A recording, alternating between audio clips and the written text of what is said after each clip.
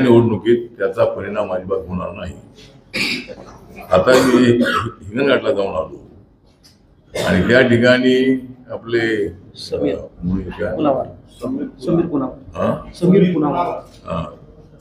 गुणावर हे त्या ठिकाणचे तिसऱ्यांदा निवडणुकीला उभे राहिलेले उमेदवार आहे आणि ते ज्या समाजाचे आहेत त्या समाजाची मतदार कमी आहे। पण हा जो मेळावा झाला तो बौद्ध समाजाने घेतलेला मेळावा होता। एक हॉल प्रचंड भरला होता आणि बौद्ध समाजाच्या महिला, तरुण, वयोवृद्ध लोक त्या मेळाव्याला उपस्थित होते आणि त्यांनी बौद्ध विहारांसाठी बरंच काम केलेलं आहे। हजारो कोटी रुपये त्यांनी 10 वर्षामध्ये आणलेले आहेत हिंगणघाट तालुक्यामध्ये। तर तिथल्या बौद्ध समाजाचा जे बीजेपीचे उमेदवार आहे त्यांना पूर्णपणे त्या ठिकाणी पाठिंबा आहे। त्यामुळे या वेळेला बौद्ध समाजाचा जो कौल आहे हा कौल महायुतीच्या बाजूनं नक्कीच असेल असा मला पूर्णपणे विश्वास आहे। आणि माझे समाजाला आव्हान आहे की मी त्या ठिकाणी आहे मंत्रिमंडळामध्ये आणि मी संविधान वाचवण्यासाठी नव्हे तर ते मजबूत करण्यासाठी मी मोदीच्या मंत्रिमंडळात आहे। त्यामुळे संविधान अजिबात बदललं जाणार नाही, आरक्षण अजिबात कुणीच काढू शकत नाही आणि या वेळेला महायुतीला साथ द्यावी अशा पद्धतीची आमची भूमिका आहे। एक तर संपूर्ण माननीय नरेंद्र मोदींच्या सभा अत्यंत चांगल्या झाल्या, अमित शहा साहेबांच्या सभाही अत्यंत चांगल्या होत आहेत। मुख्यमंत्री एकनाथ शिंदेजी, देवेंद्र फडणवीसजी, अजितदादा पवारजी, माझ्या सभा या अनेक ठिकाणी अत्यंत चांगल्या होत आहेत। लोकांचा प्रतिसाद अत्यंत चांगला आहे आणि लाडकी बहीण ही योजना आहे, या योजनेमुळं महिलांमध्ये प्रचंड उत्साह आहे। एका वर्षाला 18,000 रुपये मिळणार आहेत, एका महिन्याला 1500 रुपये आहे, म्हणजे एका वर्षाला 1800 रुपये। आणि आता मुख्यमंत्र्यांनी आणि आम्ही अनाउन्समेंट केलेली आहे की महिन्याला 2100 रुपये आमचं सरकार आल्यानंतर। त्यामुळं एवढ्या या पैशाची किंमत हे बाकीच्या लोकांना कळणार नाही। महाविकास आघाडीच्या लोकांना किंवा जे लोक विरोध करत आहेत त्यांना 10 रुपये 20 रुपयाची किंमत त्यांना माहिती नाही आहे। तर या सर्वसामान्य माणसाला वर्षाला 18,000 रुपये महिन्यांना मिळाले त्याचा त्यांना संसारासाठी फायदा होणार आहे। आणि मध्य प्रदेशमध्ये आपल्याला माहित आहे की शिवराज सिंग चौहान यांनी ही लाडली बहिणा ही स्कीम सुरू केल्यानंतर प्रचंड महिलांनी तिथं बीजेपीला मतदान केलं आणि त्या ठिकाणी मध्य प्रदेशमध्ये सरकार आलं आणि लोकसभेला 29 जागा निवडून आल्या।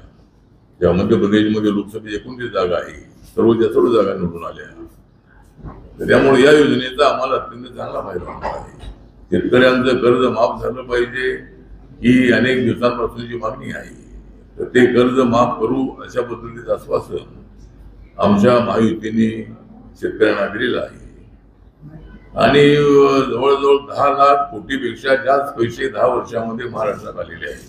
म्हणजे भारत सरकारच्या वतीने अनेक स्कीमसाठी 10 लाख करोडपेक्षा जास्त पैसे महाराष्ट्रात आलेले आहेत। आणि डेव्हलपमेंट लोकांना ते दिसतंय, रोडचं डेव्हलपमेंट आहे, रेल्वेचं डेव्हलपमेंट आहे, कनेक्टिव्हिटी आहे, एअरची कनेक्टिव्हिटी आहे, एअरपोर्ट्स आहेत, 80 करोड लोकांना फ्रीमध्ये धान्य आहे, 51 कोटी लोकांचे जनधन योजनेचे अकाउंट उघडण्यात आलेले आहे, 11 कोटीपेक्षा जास्त लोकांना उज्ज्वला योजनेचं गॅस सिलेंडर मिळालेलं आहे, जवळजवळ 46 कोटी लोकांना मुद्रा योजनेचं लोन मिळालेलं आहे, 4 कोटी लोकांना प्रधानमंत्री आवास योजनेचं घर मिळालेलं आहे, 12 कोटीपेक्षा जास्त लोकांच्या घरामध्ये जल से नल ही स्कीम राबवण्यात आली आणि ते नळ त्यांच्या घराघरात पोचलेले आहेत। 4 कोटी लोकांना आयुष्यमान भारत योजनेचा फायदा मिळालेला आहे। अशा अनेक योजना आहेत आणि या योजना हिंदू असेल, मुस्लिम असेल, ख्रिश्चन असेल, बुद्धिस्ट असेल, जैन असेल, कुणी असेल, या कॅटेगरीमध्ये बसणाऱ्या प्रत्येकाला या योजनेचा फायदा झालेला आहे। 10% आरक्षण जे आम्ही दिलेलं आहे इकॉनॉमिक वेकर सेक्शनला, तर त्यामध्ये ते मुस्लिमांना देऊ नका असं त्यामध्ये अजिबात नाही आहे, ख्रिश्चनांना देऊ नका असं अजिबात नाही आहे। जे SC ST OBC मध्ये जे कुटुंब येत नाही ते कुटुंब हिंदू असेल, मुस्लिम असेल, कुणी असेल, त्यांना त्याचा फायदा देण्याचा तो निर्णय आमच्या भारत सरकारचा आहे. आणि मी अगोदर ज्या योजना सांगितल्या त्या योजनांमध्ये अशी काही अट नाही की ते मुसलमान असेल तर देऊ नका. त्यामुळे मुस्लिमांना सुद्धा सगळ्या योजनांचा फायदा आहे. त्यामुळं मुस्लिम समाजाला भडकावण्याचं काम जे सुरू आहे ते त्यांनी थांबवलं पाहिजे. आणि जरी काय मौलानाने काही फतवे काढले तरी माननीय नरेंद्र मोदींचा सबका साथ सबका विकास करणार आहे. आणि आम्ही मुस्लिमांच्या विरुद्ध नाही. जे मुसलमान हे आतंकवादी आहेत, जे मुसलमान भारताच्या विरुद्ध काम करतात, मग तो हिंदू असेल, मुस्लिम असेल किंवा कुणी असेल, त्याला आमचा विरोध आहे. त्यामुळं मुस्लिम समाजाला माझं आव्हान आहे, आम्हाला निवेदन आहे. काँग्रेस पार्टीने हे सातत्यानं अशी भूमिका मांडू त्यांनी मुस्लिम कम्युनिटीला गुमराह करण्याचा प्रयत्न केलेला आहे. आणि दलितांची मुस्लिमांची मतं मिळवून काँग्रेस 60-70 वर्ष ती सत्तेवर असलेली आहे. त्यांना डेव्हलपमेंटचा कार्यक्रमही कळला नाही. त्यांना 26 नोव्हेंबर हा दिवस संविधान दिवस म्हणून पाळण्यात त्यांना कधी आठवलं नाही. त्यांना बाबासाहेबांना भारतरत्न देण्यात आठवलं नाही. त्यांना बाबासाहेबांचा ज्या सेंट्रल हॉलमध्ये संविधान सभा भरत होती त्या ठिकाणी बाबासाहेब आंबेडकर हे ड्राफ्टिंग कमिटीचे चेअरमन म्हणून तिथं असायचे.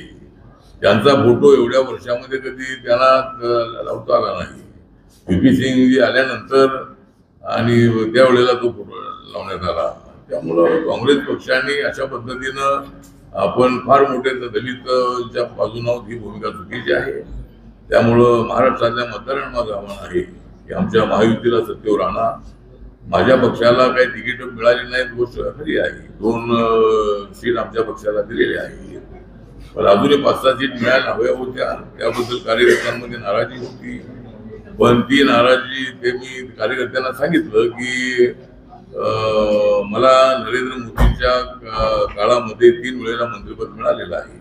आणि हे मंत्रिपद काय माझ्यासाठी मंत्रिपद नाही आहे, समाजासाठी मंत्रिपद आहे. आणि ज्या राज्यामध्ये RPI नव्हता पूर्वी त्या राज्यामध्ये आपला पण जाऊन पोचलेला आहे. आणि कार्यकर्ते सगळे महाराष्ट्रभर कामाला लागलेले आहेत. काही ठिकाणी थोडी नाराजी असेल ही, पण आपल्याला राजकारण करताना कधी 2 पावलं मागे यावं लागतं. त्यामुळं तरच आपण राजकारणामध्ये यशस्वी होतो. त्यामुळं मला असं वाटतं की विदर्भामध्ये बहुसंख्याक नाही सर्व कार्यकर्ते माझ्या सोबत आहेत. आणि विदर्भामध्ये रिपब्लिकन पक्ष मजबूत करण्याचा माझा प्रयत्न राहणार आहे. आणि महायुतीला मतदान करा असं विदर्भातल्या जनतेला माझं नम्र निवेदन आहे, विनंती आहे. आणि माननीय एकनाथ शिंदे, देवेंद्र फडणवीस, अजितदादा पवार यांचं सरकार जे आहे हे लोकांचं सरकार आहे, लोकांसाठी सरकार आहे. आणि म्हणून आपण आम्हाला मतदान करा अशा पद्धतीची नम्र अपेक्षा आमची मतदारांकडून आहे. आणि त्याने आम्हाला मतदान करावं अशी आमची अपेक्षा आहे.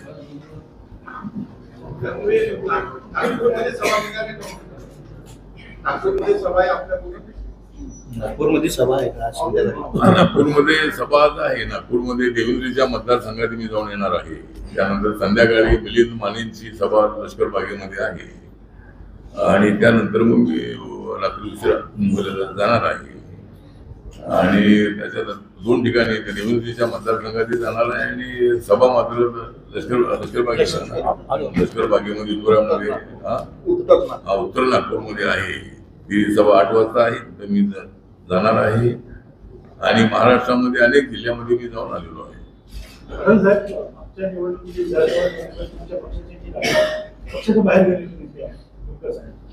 ते बसले होते, त्यांच्यासोबत एकही करार झाला होता. त्यांनी सांगितलं होतं आम्हाला की सत्तेचा वाटायचं होता, सत्तेचा वाटायचं कसं कसं मिळेल तर ते काही मिळालं नाही. त्यामुळे ते बाहेर पडले. आता तुमच्या कार्यकर्त्या तुमच्या पक्षाने की एक कॅबिनेट मंत्री, एक MLC ज्या महामंडळाच्या अध्यक्षपद मिळणार आहे. आणि हे मिळणार आहे म्हणून आम्ही महायुतीच्या त्याचं मिळणार आहे का नक्की की फक्त बोलवलं तुम्हाला? नाही, मिळणार म्हणजे आता मिळायला पाहिजे. एकतर ज्या कार्यकर्त्यांनी पक्ष सोडलेला आहे, भूपेश सुलकर हे अनेक वर्ष माझ्यासोबत राहिलेले आहेत. ते सेंट्रल बँक ऑफ इंडियामध्ये असताना, ते नोकरी करत असताना ते त्यांच्या काळात माझ्यासोबत राहिलेले आहेत.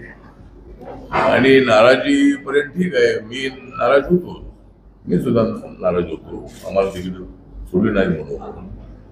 पण ते पक्षाच्या बाहेर जाण्याची आवश्यकता नव्हती त्यांनी. आता एक तर जे आश्वासन दिलेले MLC आहे किंवा मंत्रिपद आहे, 2-3 महामंडळाची चेअरमन पद आहेत, महानगरपालिका, जिल्हा परिषद, पंचायत समिती, यामध्ये आपल्याला वाटादेव असे आश्वासन दिलेलं आहे. त्यामुळे आपल्याला एकदम अचानक असा निर्णय अबाउट टर्नचा घेणं हे योग्य नव्हतं. आणि भूपेश झुलकर यांनी पक्ष सोडायला नको होता, आणि त्यांनी जरी पक्ष सोडला असला तरी आम्ही त्यांना सोडलेलं नाही आहे. त्यामुळं ते पक्ष सोडून जरी गेलेले असले तरी ते माझ्याच पक्षात गेलेले आहेत. मी ज्या पक्षाचा अध्यक्ष राहिलो होतो त्या पक्षामध्ये ते गेलेले आहे. त्यामुळे फार पुढे दूर गेलेलं असं नाही आहे. पण सर्व महाराष्ट्रभर कार्यकर्ते आहेत, विदर्भातील कार्यकर्ते आहेत. सर्वांना माझी अडचण त्यांच्या लक्षामध्ये आहे. मी जरी प्रयत्न करत असलोही तर महायुतीच्या नेत्यांकडूनच आपणाला जागा दिल्या गेल्या नाही. आणि त्यामुळं कार्यकर्ते माझ्यासोबत आहेत, त्यांना माझा स्वभाव माहिती आहे. मी त्यांच्या सोबत आहे, ते माझ्यासोबत आहे. त्यामुळं या परिस्थितीमध्ये आपणाला काहीतरी वेगळा निर्णय घेणं हे अत्यंत योग्य नव्हतं. आणि पक्षाला चांगले दिवस येत आहे. महाराष्ट्राच्या बाहेर अनेक सर्व राज्यामध्ये पक्ष वाढलेला आहे. महाराष्ट्रामध्ये हे मिळायला हवं हे मला मान्यच आहे. ते मिळू नये या भूमिकेचा मी नाही.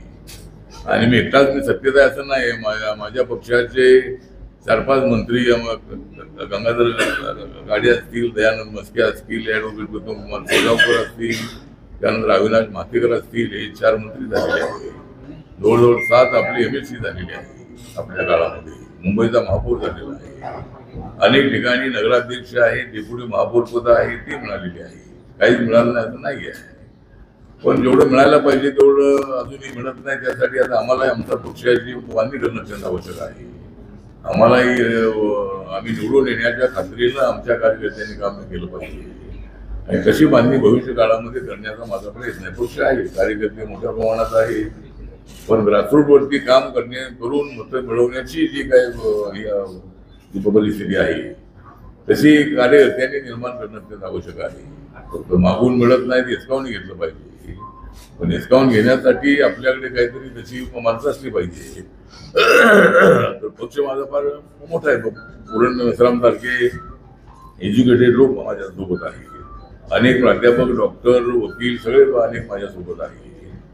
आणि मी ही लाईन घेताना सगळ्या महाराष्ट्रातल्या विचारवंतांना, पत्रकारांना विचारून हा निर्णय घेतलेला आहे. त्यामुळे वैचारिक मतभेद जरी काय असले, काँग्रेससोबत असताना आमचे वैचारिक मतभेद होते, पण रिपब्लिकन पक्ष एकटा काय सत्तेवर येऊ शकत नाही. आणि आपण पाहिलंय की माननीय बाळासाहेब आंबेडकरांचा वंचितांना एकत्र करण्याचा प्रयत्न चांगला आहे. पण ते 2014ची लोकसभा, विधानसभा, 19ची लोकसभा, विधानसभा, 24ची लोकसभा, एवढ्या निवडणुका ते लढले, सगळ्या जागा लढले. पण त्यांचा पक्ष अजून रेकग्नाइज होऊ शकला नाही.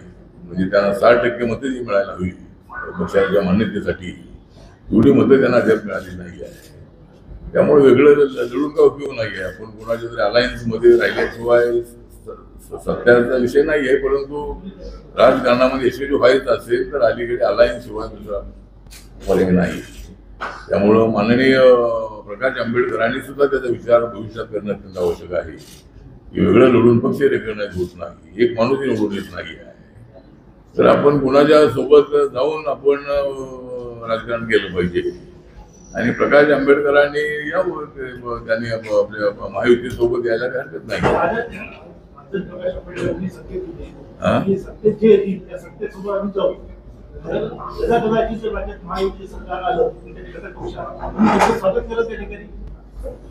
नाही, महायुतीचं सरकार आलं आणि ते आता आले तर म्हणजे आता निवडणूक झाल्यावरून म्हणजे निवडणुकीच्या अगोदर आलं पाहिजे.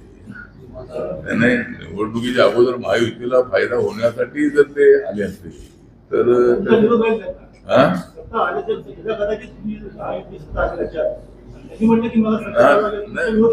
नाही, सत्ता आल्यानंतर ते आले तर त्याचा विचार होऊ शकतो. मग आता ते आमचे जे नेते, मोठे नेते महायुतीचे आहेत, तर त्याचा निर्णय मी एकटा काही घेऊ शकणार नाही. जर आमचा ऐक्य असेल तर मी एकटा निर्णय घेऊ शकतो आमच्या आरपीआयच्या ऐक्यासाठी. आणि ऐक्यासाठी त्यांना नेतृत्व देण्याची आपली तयारी आहे. पण महायुती त्यांना घ्यायचं असेल तर आपल्या एकनाथ शिंदे, देवेंद्रजी यांना विचारावं लागेल. पण ते आले तर त्यांचं स्वागत आहे. त्याच्यासाठी मी नक्की प्रयत्न करेन आणि त्यांनी महायुतीमध्ये यावं आणि अजूनही कुठेतरी त्यांनी ऐक्याचं नेतृत्व करावं. त्यांच्या मताशी मी सहमत आहे की ऐक्य काही टिकत नाही आहे, त्यामुळे करून का उपयोग आहे असं त्यांचं मत आहे. आज आम्ही एकत्र येणार आणि उद्या लगेच फुटणार असं ऐक्य नको अशी त्यांची भावना असण्याची शक्यता आहे. पण मी त्यांना पूर्णपणे प्रतिसाद द्यायला तयार आहे समाजाच्या भल्यासाठी. आणि 90 मध्ये जर प्रकाश आंबेडकर, गवई साहेब आणि आम्ही एकत्र राहिलो असतो वाडेचे वगैरे, तर त्यावेळेला आपले 10-12 मंत्री होऊ शकले असते. त्यावेळेला मी काँग्रेससोबत गेलो आणि मला एकट्याला मंत्रिपद मिळालं.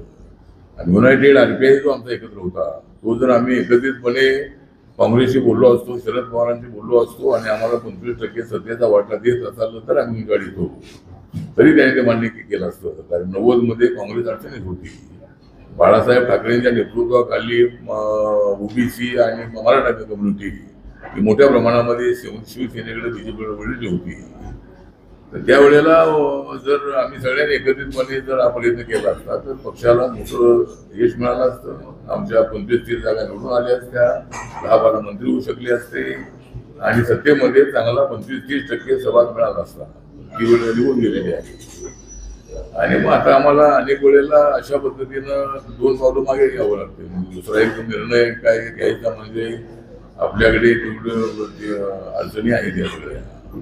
तरी सुद्धा भविष्य काळामध्ये म्हणजे आम्हाला प्रत्येक वेळेला डावलावाचं नाही आहे. म्हणजे आम्हाला प्रत्येक वेळेला डावलू नये. माझा एक पक्ष आहे, माझे कार्यकर्ते आहे. तुम्हाला जे तुमचे कार्यकर्ते सांभाळायचे आहेत तसे मलाही माझे कार्यकर्ते सांभाळायचे आहे. आणि म्हणून माननीय महायुतीच्या नेत्यांनी थोडासा माझ्या RPI बद्दल विचार करावा. हा पक्ष तुम्हाला अडचणीत न आणणारा पक्ष आहे. आपले महादेव जानकरांनी 40 जागा मागितल्या होत्या, त्याच्या मी काय तुम्हाला अडचणीत आणण्यासाठी 20 जागा द्या, 25 जागा द्या असं काय मागितल्या नव्हत्या. एवढं सांगत होतो की 5-6 जागा फक्त आम्हाला द्या. एक विदर्भामध्ये एक द्या, मराठवाड्यात एक द्या, मुंबईमध्ये एक द्या, पश्चिम महाराष्ट्रात एक द्या, उत्तर महाराष्ट्रात एखादी द्या. अशा 5-6 जागा आम्हाला मिळाल्या असत्या तरी कार्यकर्ते खूप झाली असते. आणि मी त्यांना हे सांगत होतो की मला देशभरातून फोन येत आहे. माझा पक्ष ज्या राज्यामध्ये आहे तिथून मला विचारणं होते आपल्या पक्षाला किती जागा मिळाल्या. लोकसभेच्या वेळेला मला विचारत होते की तुम्हाला जागा मिळाली की नाही, तुम्हाला जागा मिळाली की नाही. त्यामुळे नेत्यांनी जर माझ्या स्वभावाचा फायदा जो आहे तो त्यांनी घ्यावा. पण मी त्यांना अडचणीमध्ये न आणणारा मी कार्यकर्ता आहे आणि ज्याच्यासोबत मी दोस्ती करतो त्यांच्यासोबत प्रामाणिकपणाने माझी दोस्ती असते. भविष्य काळामध्ये तरी त्यांनी हा विचार करावा. दिलेला जो शब्द आहे तो पाळून आम्हाला ऑप्शनमध्ये आम्हाला इतर इलेक्शनमध्ये तरी आम्हाला आमचा वाटा द्यावा अशी आमची अपेक्षा आहे. रिपब्लिकन पक्ष हा मागणारा पक्ष झालेला आहे, आता देणारा पक्ष कधी बनणार? नाही, कसला पक्ष? रिपब्लिकन पार्टी हा मागणारा पक्ष आहे. प्रत्येक गोष्टी तुम्हाला मागावं लागते. कॅबिनेट मंत्री मागितलं, राज्यमंत्री मिळालं. विधानसभेच्या निवडणुकीतही वाटा मिळाला नाही आहे. विदर्भातले बरेच कार्यकर्ते तुमचे धावतात पण त्यांना सुद्धा स्थान मिळत नाही. मागणारा पक्ष झालेला आहे तुमचा, देणारा पक्ष कधी निर्माण होईल? नाही, देणारा पक्ष म्हणजे मला काय मिळालं तर मी देणार आहे. मी देणारा पक्ष तुमचा विषय बरोबर आहे की तुमच्या भावना आमच्याबद्दल चांगल्या आहेत. मागायचं आम्ही किती दिवस मागायचं हा आपला सवाल अत्यंत महत्वाचा आहे. आणि त्याच्यासाठी आम्हाला बाबासाहेबांचा खरा पक्ष RPI जो आहे तो आम्हाला उभा करणं आवश्यक आहे. ज्या पक्षामध्ये सर्व जातीचे लोक असतील. त्यामुळे भविष्य काळामध्ये आम्ही काम केलं तर भविष्य काळामध्ये जशी बीजेपीचे 1982 मध्ये 2 खासदार होते, आज बीजेपीचे 240 आहे, त्याच्यावर 282 होते, 303 होते. तर त्या दिशेनं कार्यकर्त्यांनी साथ द्यावी आणि कार्यकर्त्यांनी आता अशा पद्धतीने पक्ष मानलं पाहिजे की आम्हाला दुसऱ्याकडे न मागता त्यांनी आमच्याकडे मागायला आलं पाहिजे. असं भविष्य काळामध्ये होऊ शकतं जर आम्ही चांगल्या पद्धतीने काम केलं तर तशी परिस्थिती निर्माण होण्यासाठी होऊ शकेल असा राजन वाघमारेजीला एमएलसी पाठवाल का यावर? राजन वाघमारेजींना एमएलसी पाठवाल का? सिनियर नेते आढळले आहेत. साहेब, राज ठाकरेंनी एक वक्तव्य केलेलं आहे आपल्या त्याबद्दल आपण काही स्पष्टीकरण दिलेलं आहे की काही भूमिका घेतली आहे? काय म्हटलं? राज ठाकरेंनी एक वक्तव्य केलं आहे आपल्याबद्दल. अच्छा माझ्याबद्दल त्यांनी केलेलं उद्या ते महायुतीमध्ये जर येत असतील तर तुमची भूमिका काय राहील आणि त्या वक्तव्याबद्दल आपलं म्हणणं काय? नाही, राज ठाकरे महायुतीमध्ये त्यांनी आपल्या स्वतःच्या बळावर सगळ्या जागा ते लढलेल्या आहेत आणि अजून महायुतीमध्ये येण्याचा काही विषय आमच्या समोर आलेला नाही आहे. त्यामुळे ते महायुतीच्या विरोधामध्ये सध्या लढत आहे. त्यामुळे उद्या त्यांना काय महायुतीसोबत यायचं आहे का, त्यांचे लोक काय किती 2-3 निवडून येतात की नाही काही माहीत नाही आहे. त्यामुळे त्यांना मतं पडतात, निवडून येण्यावरील मतं पडत नाही आहे. हा पूर्वीचाही त्यांचा अनुभव आहे. त्यामुळं ज्यावेळेला तसा विषय येईल त्यावेळेला पाहू. पण माझ्याबद्दलची त्यांनी मध्यंतरी वक्तव्य केलेलं होतं की आठवले त्यांना काहीतरी प्रश्न विचारण्यात आला होता की आठवलेचा पक्ष जरी छोटा असला तर त्यांचा पक्ष ऑल इंडियामध्ये आहे, तुमचा ऑल इंडियामध्ये पक्ष कधी होणार. त्यावेळेस ते म्हणाले होते की आठवले आणि आठवले मंत्री झाले तर त्यांचं काहीतरी वक्तव्य होते, आठवले मंत्री झाले त्याचा मी मंत्री होणार नाही, त्यापेक्षा मी माझा पक्ष बरखास्त करेन. माझी राज ठाकरेंना विनंती आहे, तुम्ही तुमचा बरखास्त पक्ष करू नका, तुमचा पक्ष तुम्ही वाढवा आणि मी माझा पक्ष वाढवत आहे. माझा पक्ष छोटा पक्ष आहे, गरिबांचा पक्ष आहे आणि तुम्ही सारखी भूमिका बदलू नका. एकदा तुम्ही शिवसेनेतून बाहेर पडल्यानंतर तुमच्या झेंड्याचा रंग निळा नंतर भगवा आणि हिरवा होता, तर तो आता रंग बदलून आपण फक्त फवारा न घेतलेला आहे. त्यामुळं मला असं वाटतं की सारखी भूमिका बदलणं योग्य नाही. ठीक आहे, त्यांनी काय करायचं त्याचा विचार त्यांनी करावा, पण महायुतीमध्ये काय अद्याप त्यांना येण्याच्या संबंधातली विचार काय तसा आमच्यासमोर आलेला नाही आहे. विचार येईल तेवढं पाहू. आठवले साहेब, तुम्ही आता पत्रकार परिषदेमध्ये एक बोलले की आमच्या मोठ्या नेत्यांना विचारून हा निर्णय घेऊ, म्हणजे प्रकाश आंबेडकर साहेबांच्या संदर्भात जेव्हा प्रश्न केला तुम्हाला तर तुम्ही असा शब्द प्रयोग केला, म्हणजे तुम्ही एकदा असं म्हणालेले होते की मी ज्या पक्षामध्ये जातो तो पक्ष सत्तेत येतो. तुम्ही स्वतःला कमजोर का लेखता आणि तुमचा पक्ष आरपीआय आठवले गट हा काय कमजोर आहे का किंवा छोटा पक्ष आहे का, आणि तुम्ही मोठे नेते नाही, तुमचे नेते मोठे कोण, हा माझा प्रश्न. माझे मोठे नेते माझ्या पक्षामध्ये मीच मोठा आहे. नाही, तुम्ही म्हणाले ना पक्षामध्ये मी मोठा आहे आणि आपण म्हणालात की मी हे सांगितलेलं आहे की मी ज्या पक्षासोबत जातो म्हणजे मी कमजोर आहे असं नाही. माझा पक्ष छोटा पक्ष आहे आणि माझ्या पक्षाचे आमदार खासदार जास्त नाही आहे, तर मी ज्यांना पाठिंबा देतो ते सत्तेवर येतात. मला सत्ता पाहिजे म्हणून मी त्यांच्याकडे जात नाही. तर हा गेल्या 20-25 वर्षाचा अनुभव आहे. मी काँग्रेस सोबत असताना काँग्रेसला सत्ता मिळालेली आहे, भाजप सेनेसोबत आल्यानंतर त्यांना सत्ता मिळालेली आहे. म्हणून मी काही कमजोर असा अजिबात नाही आहे आणि माझ्या पक्षामध्ये मी मोठा आहे. आणि प्रकाश आंबेडकरांच्या बद्दल मला आदर आहे. ते बाबासाहेबांचे नातू आहे, ते ऍक्टिव्ह आहे, राजकारणाचा त्यांना जास्त अनुभव आहे, माझी भूमिका आहे. आठवले साहेब, नवीन लोकांनी विचारा